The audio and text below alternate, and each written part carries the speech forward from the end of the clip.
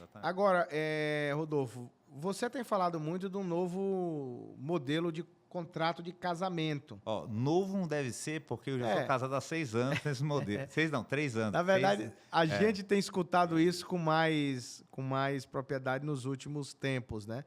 Explica aqui para nós como é que funciona esse novo contrato de casamento, quais são...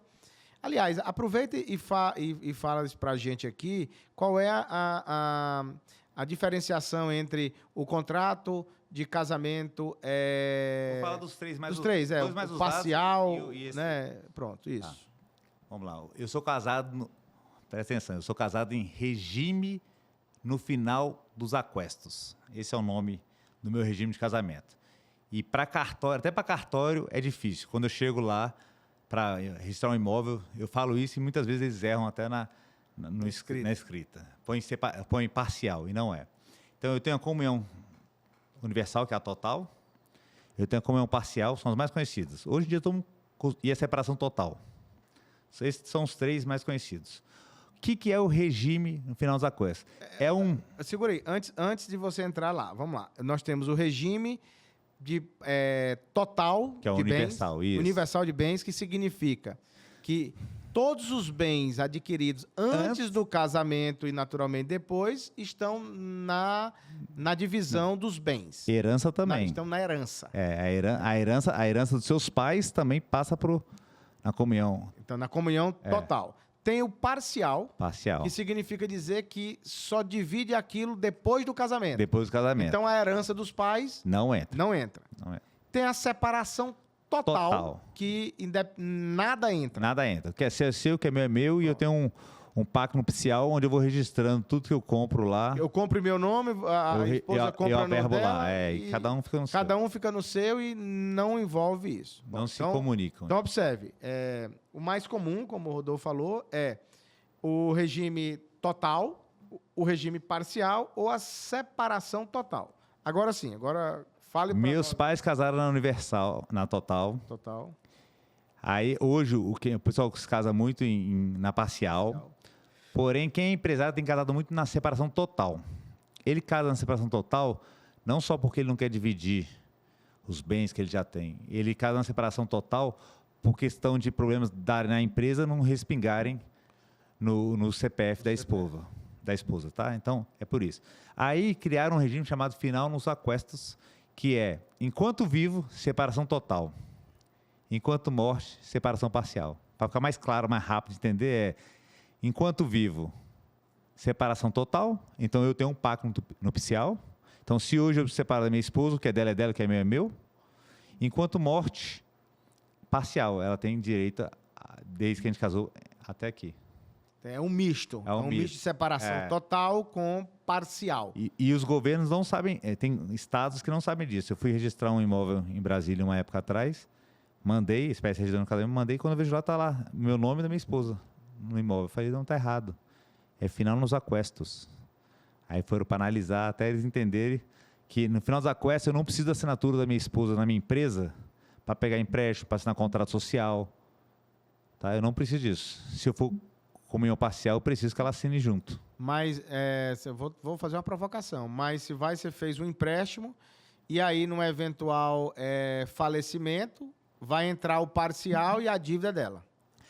Aí vai em cima dos bens que sobraram, vão tomar da minha parte do dela, né? Mas não respinga no patrimônio que ela tem dela. Tá. E qual é o impacto desse modelo de contrato no processo de sucessão empresarial? De sucessão? Não, sucessão não tem impacto. Ela vira comunhão parcial. Vira comunhão parcial. Quando passa a ser herdeira. Passa a ser herdeira. Tá, então, esse é um regime para quem é empresário. E que eu aprendi isso com um primo meu que é empresário. Um pouco antes de casar, um ano antes, ele falou, por que você não faz isso? Porque eu ia fazer separação total. Exatamente porque em 2011 eu quebrei. Então, de 2011 a 2019, que eu estava nesse período ruim, tudo respingava no meu cônjuge. Então, o que eu pensei? Vou fazer final nos aquestos, que minha segunda união, que eu sou casado, né? Já a minha esposa atual, ela não gera nenhum risco para ela se um dia der um problema na empresa, né? Se eu pegar um empréstimo também pela empresa, não gera nada para ela. Então, assim, eu blindo ela enquanto vivo, mas enquanto morto, se tiver herança minha, ela tem direito. E Rodolfo, a associação empresarial, ela precisa ser um processo constituído, organizado?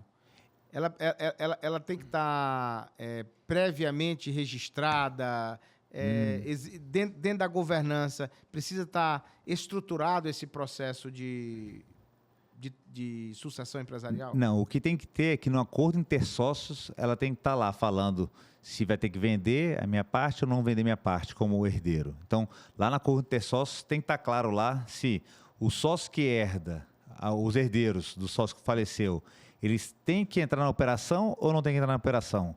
Eles são obrigados a vender ou não são obrigados a vender? Então, vai ter essa regrinha lá. São obrigados a vender, não são obrigados a vender. Eles podem continuar, mas sem cargos de gestão. Então, tem que estar escrito no acordo intersócio isso, mas não precisa ter um acordo só da sucessão. Mas eu acho que toda sucessão tem que estar escrito um plano sucessório. E esse plano sucessório, ele tem que falar lá como é que a gente vai conversar como os sucessores, qual vai ser a trilha de aprendizado dos sucessores. Tem que estar lá. Hoje tem empresas especializadas em fazer uma trilha de carreira para o seu futuro sucessor, para o seu herdeiro. Então, você pode fazer uma trilha de educação financeira, educação administrativa, como ler balanço. O mais importante para esse pessoal que vai ser herdeiro, se não quiser tocar a operação, é saber ler um balanço, um DRE, um fluxo de caixa. Se não sabe isso, você não sabe. Eu posso te apresentar um documento, você assinar, você não sabe se a empresa está bem ou está mal. Eu me lembro que nós falamos isso no episódio passado, exatamente falando da educação lá no ensino médio, né?